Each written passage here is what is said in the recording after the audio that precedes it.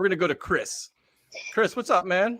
Gentlemen, how we doing? What's going on, Nice, Chris? nice job tonight. I was thinking about going to the game on Sunday, but after Do it. watching the first hour of callers come in, I'm worried I might actually see or run into some of them. So I'm gonna opt out of that one. You guys got a motley crew calling in this evening. They're coming for you, Chris. They're coming Yeah, for yeah. I'll be monitoring the chat closely. you. Overall, I don't. Sunday was obviously a good game. I was miserable almost the entire game. The first quarter, I enjoyed it. The second and third quarter, I was absolutely miserable. And honestly, even when they were coming back in the fourth, I was like so anxiety driven by the entire thing and just wondering how we were going to screw it up that it was almost difficult for me to enjoy. Obviously it was a character building win for the team, and I feel like these are the types of wins that Salah needs, the team needs.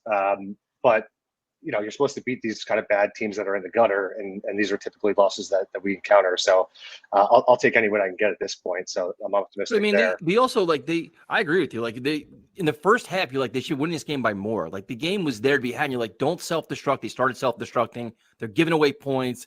Then they lose the lead. You're like, here we go again.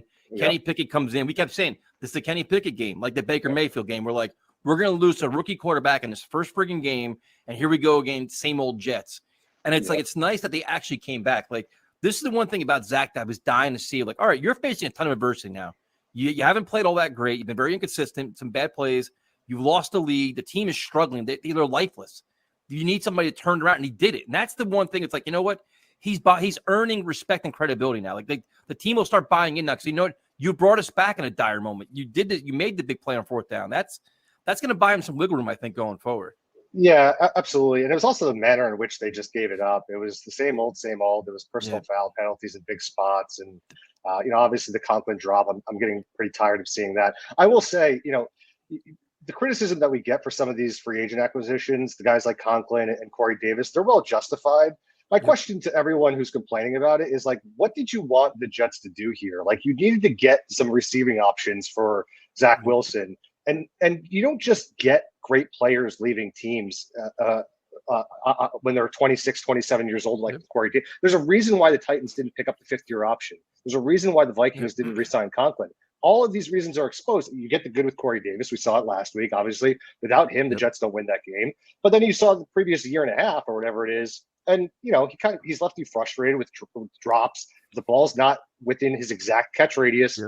It's 50-50, but he made some big, tough catches. Well, that's why you got to draft him. I mean, that's all part of Joe Douglas's plan, right? To build through the draft. So if the core of your team is draft, you should ultimately be supplementing everything through free agency. And that's the way he kind of structures these contracts where he can get out for them after two years. So. That's exactly right. And you brought up a great point there, Prime Time, was that if you look at the makeup of the last two drafts, the Jets have gotten meaningful contributions from 12 players in the last two drafts. 12 players. The first draft, I'm willing to kind of throw out the window. Douglas was, half on the job, and he inherited that entire scouting staff.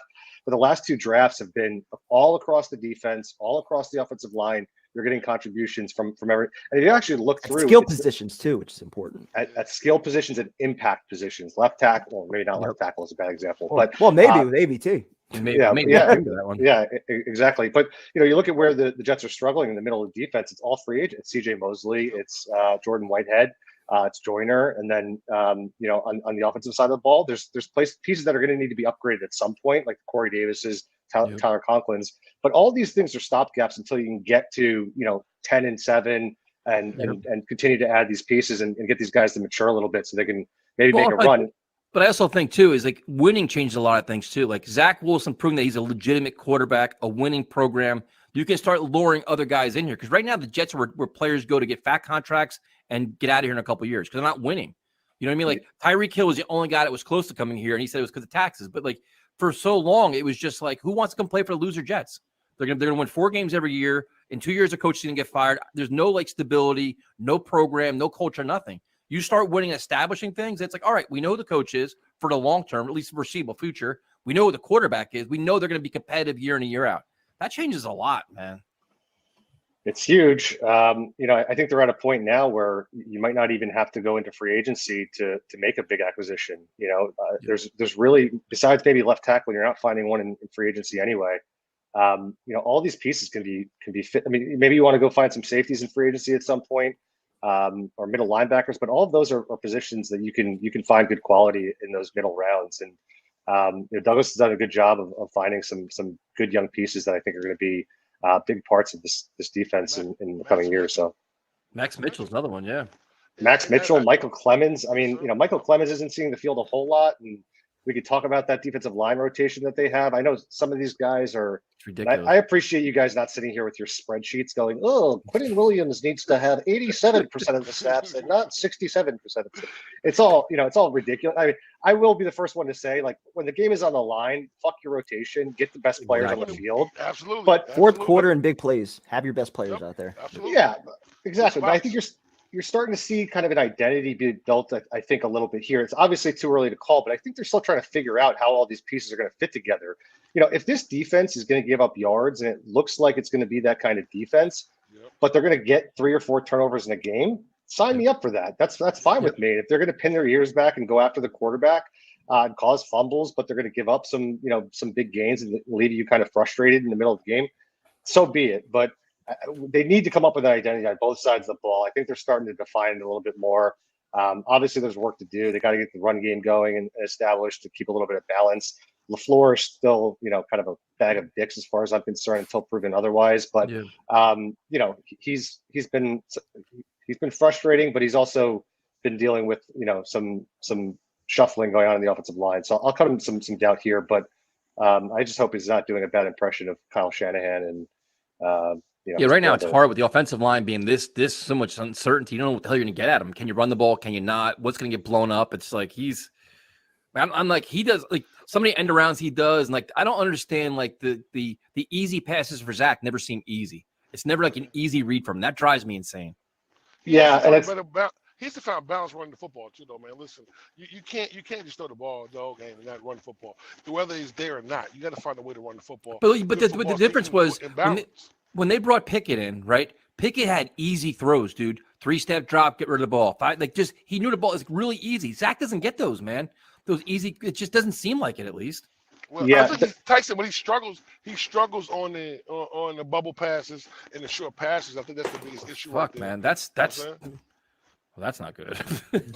Yeah, can't seem to figure out why he can't nail those screen passes. They're also gonna have to figure out something in the red zone at some point. It seems like they're very reluctant, and I understand they're trying to protect Zach because he's still figuring things out in there. But I think this is the second time they've run that Super Bowl play or tried to. And I love the creativity. You look at what like Andy Reid does in the red zone, inside the 10 particularly, and he's got a whole separate playbook for those exact situations. It seems like LaFleur's trying to pick a little bit from that and make it a little bit easier on Wilson, but at some point he's going to have to kind of put his big boy pants on and convert some of these more traditional type throws. Otherwise, they'll be stuck in the mud. Great call, man. This is probably our best call tonight. This was intelligent conversation here.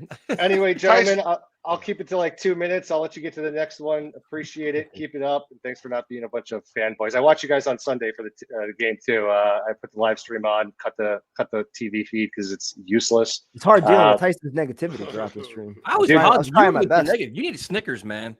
You guys switched up. That was it. Side switch changed the game, baby. Change we needed. Absolutely. Tyson, you were reluctant to do it. Prime time. Thanks for pushing on that one. You guys won it for us. I'm flexible, man. I'm willing to. Thanks to chat too, man.